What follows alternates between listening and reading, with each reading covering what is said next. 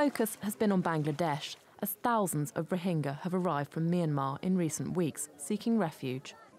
But it's not just Bangladesh that's hosting those who have fled persecution. In neighbouring Nepal, Rohingya who live in a slum in northern Kathmandu are anxiously awaiting news of their relatives, and they feel powerless to help. It has been 8 or 10 days since my family arrived in Bangladesh. It is very difficult for them to find food to eat or a place to stay. They're all crying. They told me that the village now looks like a field. They burnt the whole village and reduced it to ashes. I feel very tense. What do I do? What can I do when I hear they have burnt everything? The Nepalese government says it has no plans to remove the Rohingya, but it is trying to prevent more arriving by tightening up its border. In India, it's a different story.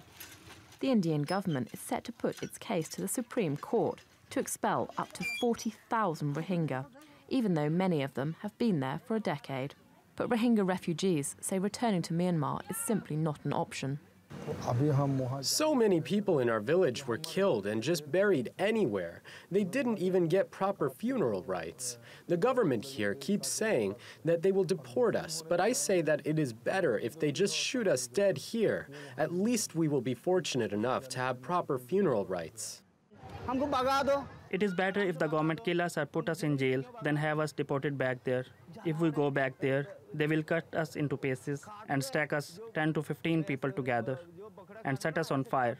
Because we are Muslim, we need a proper funeral and a grave, but we would not get that there. This has now become one of the fastest growing refugee crises on the planet. And while the international community is struggling to deal with the growing number of people in need of help, the Rohingya are receiving support far and wide. In New Delhi, a day-long fast was held to show solidarity with the refugees. And demonstrators in Paris gathered in front of the Eiffel Tower, calling on Myanmar to stop violations against the Rohingya. But Myanmar seems to be ignoring the calls, and the crisis is now into its 4th week and counting. Kerry Alexandra, TRT World.